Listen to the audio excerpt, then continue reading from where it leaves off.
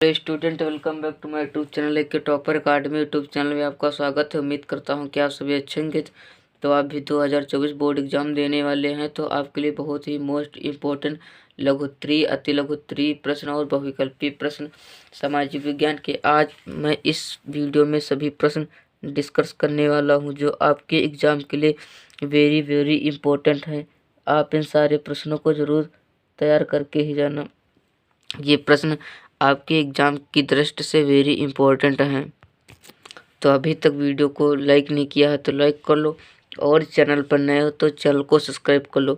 इस चैनल पर 2024 board exam की संपूर्ण तैयारी कराई जाएगी, PDF हैंडराइटिंग नोट्स के साथ। सामाजिक विज्ञान क्लास 10th बहुविकल्पीय प्रश्न, अति लघुत्तरीय प्रश्न 2024 बोर्ड एग्जाम के लिए इम्पोर्टेंट है।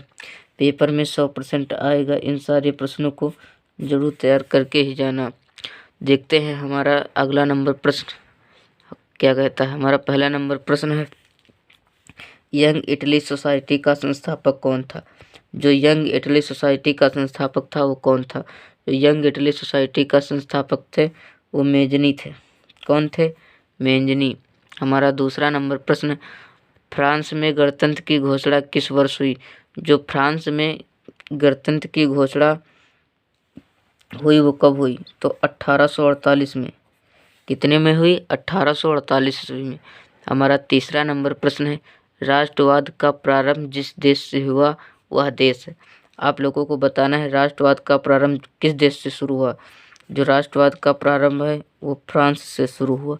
कहाँ से? फ्रांस से। नेपोलियन का संबंध किस देश से हुआ? नेपोलियन का संबंध फ्रांस से हुआ। कहा था नेपोलियन का संबंध किस देश से था? तो नेपोलियन का संबंध फ्रांस से था।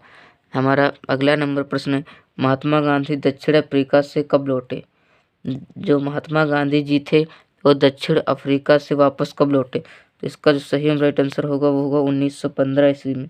कब? 1915 ईस्वी में लौटे। हमारा अगला नंबर प्रश्न है, हमारा 6 नंबर प्रश्न है, सविनय अवज्ञा आंदोलन में महात्मा गांधी ने अत्यधिक महत्व क्यों दिया? ये आप लोगों को बताना। जो नमक का प्रयोग अमीर गरीब सभी करते थे। जिसका सही राइट आंसर होगा कि नमक का प्रयोग अमीर और गरीब सभी करते थे। हमारा 7 नंबर प्रश्न है, करो या मरो का नारा किसका था? करो या मरो का नारा किसका था? इस जो महात्मा गांधी जी का था। किसका था? महात्मा गांधी जी का था। इन्होंने कहा था करना है तो करो, नहीं तो वरना मर जाओ। हमारा 8 नंबर प्रश्न है, हिंद स्वराज पुस्तक के लेखक हैं। हिंद स्वराज पुस्तक के लेखक हैं, ये आप लोगों को बताना है। जो हिंद स्वराज पुस्तक के लेखक हैं वो महात्मा गांधी जी हैं। वो महात्मा गांधी जी हैं। असहयोग आंदोलन का मुख्य कारण क्या था? जो असहयोग आंदोलन था इसका मुख्य कारण क्या था, ये आप लोगों को बताना है। असहयोग आंदोलन का मुख्य कारण था खिलाफत आंदोलन। कौन सा? खिलाफत आंदोलन। हमारा अगला नंबर प्रश्न है, भारत में राष्ट्रपिता कहकर किसे संबोधित किया गया, ये आप लोगों को बताना है। जो महात्मा गांधी को राष्ट्रपिता कहा जाता है। किसको? महात्मा गांधी को राष्ट्रपिता कहा जाता है। अब हम देखते हैं लघुत्तरीय प्रश्न, अति लघुत्तरीय प्रश्न। सभी प्रश्न आज इस वीडियो में हम डिस्कस करेंगे। देखते हैं हमारे लघुत्तरीय प्रश्न, अति लघुत्तरीय प्रश्न आज इस वीडियो में हम सभी डिस्कस करेंगे। जो आप लोगों को 7 मार्च को सभी प्रश्न पूछे जाएंगे। देखते हैं हमारा पहला नंबर प्रश्न क्या कहता है। हमारा पहला नंबर प्रश्न है, पूना पैक्ट पर किसके हस्ताक्षर हुए, इसकी 2 शर्तें बताइए। जो पूना पैक्ट समझौता हुआ था पूना में हुआ था। कहाँ हुआ था? पूना में हुआ था, महात्मा गांधी और बाबा साहेब के बीच। ये आप लोगों को बताना है। इसके 2 शर्तें लिखनी। दूसरा नंबर प्रश्न, यूरोप में राष्ट्रवाद के विकास में संस्कृति का क्या योगदान था? ये प्रश्न आपके बोर्ड एग्जाम में 4 मार्क्स का पूछा जाएगा।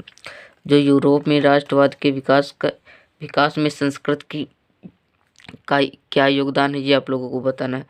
हमारा तीसरा नंबर प्रश्न है, खिलाफत आंदोलन क्यों शुरू हुआ? खिलाफत आंदोलन क्यों शुरू हुआ, ये आप लोगों को। हमारा 4 नंबर प्रश्न, नर्मदा बचाओ आंदोलन से आप क्या समझते हैं? नर्मदा बचाओ आंदोलन से आप क्या समझते हैं? ये प्रश्न आपके एग्जाम के लिए इम्पोर्टेंट है। आप इस प्रश्न को जरूर तैयार करके ही जाना। हमारा अगला नंबर प्रश्न है, भारतीय कृषि की कोई 4 विशेषताएं लिखिए। आप लोगों को इंडियन कल्चर, भारतीय कृषि की कोई 4 विशेषताएं लिखनी है। ये प्रश्न जितने मैं इस वीडियो में डिस्कस करने वाला हूँ, ये प्रश्न आपके एग्जाम के लिए वेरी ही इम्पोर्टेंट है। वैश्वीकरण से आप क्या समझते हैं? हमारा 6 नंबर प्रश्न है, वैश्वीकरण से आप क्या समझते हैं? और 7 नंबर प्रश्न है, गांधी जी की नमक यात्रा का वर्णन कीजिए।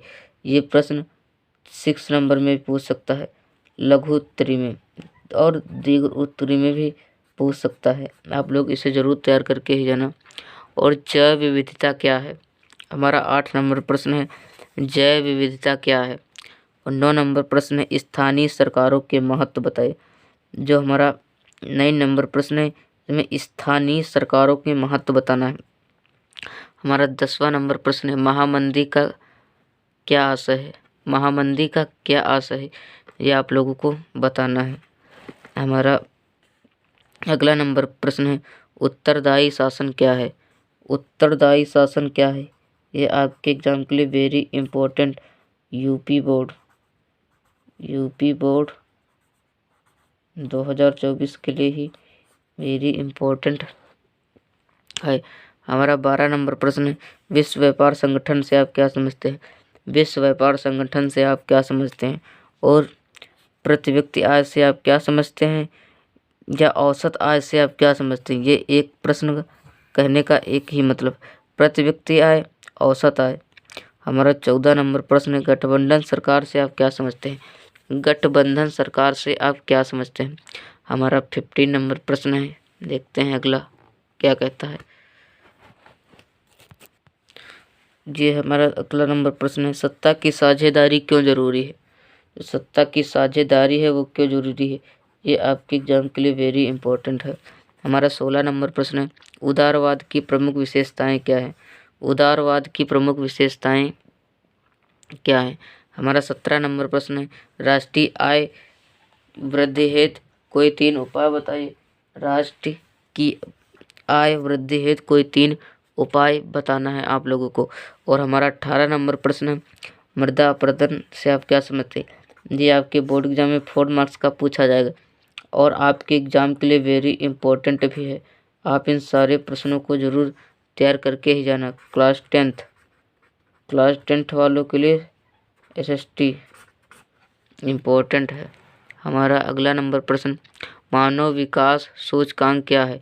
जो मानव विकास सूचकांक है ये क्या है, ये आप लोगों को बताना है। और कोपरा पर संक्षिप्त टिप्पणी लिखना है। और विदेशी व्यापार से आप क्या समझते हैं? प्रच्छन्न बेरोजगारी से आप क्या समझते हैं, या खुली बेरोजगारी किसे कहते हैं? ये आपके एग्जाम के लिए जितने मैं प्रश्न आज इस वीडियो में डिस्कस करने वाला हूँ वो आपके एग्जाम के लिए वेरी ही इम्पोर्टेंट हैं। और धारिता का विषय विकास के लिए महत्वपूर्ण आवश्यक है। धारिता का विकास है विषय विकास के लिए महत्वपूर्ण आवश्यक है। हमारा 25 नंबर प्रश्न है, जर्मनी का एकीकरण किसने किया? जर्मनी का जो एकीकरण था वो ऑटो वन बिस्मार्क ने किया था। किसने किया था?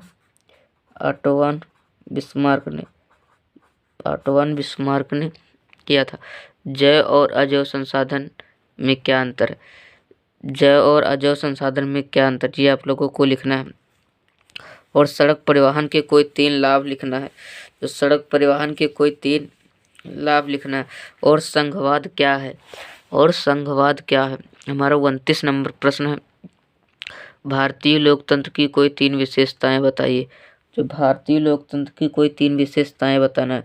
और शिशु मृत्यु दर रोकने के उपाय पाइपलाइन क्या है, ये प्रश्न आपके एग्जाम के लिए इम्पोर्टेंट है। आप इन सारे प्रश्नों को जरूर तैयार करके ही जाना।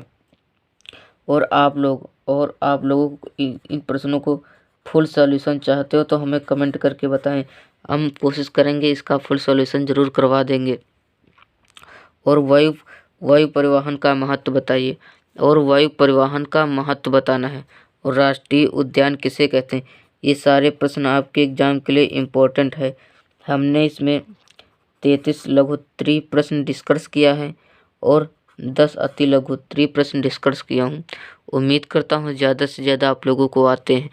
जो नहीं आते हैं उनकी एक इम्पोर्टेंट नोट्स बना लो, ताकि आपको याद करने में बहुत ही आसानी होगी और आप भी अच्छे से अच्छा स्कोर कर पाएंगे। तो वीडियो कैसा लगा? वीडियो अच्छा लगा हो तो वीडियो को लाइक कर दो और चैनल पर नए हो तो चैनल को सब्सक्राइब कर दो। इस चैनल पर 2024 बोर्ड एग्जाम की संपूर्ण तैयारी कराई जाएगी, PDF हैंड राइटिंग नोट्स के साथ। Thank you. जय हिंद, जय भारत, जय वंदे मातरम। मिलते हैं नेक्स्ट वीडियो में, जब तक के लिए बाय बाय।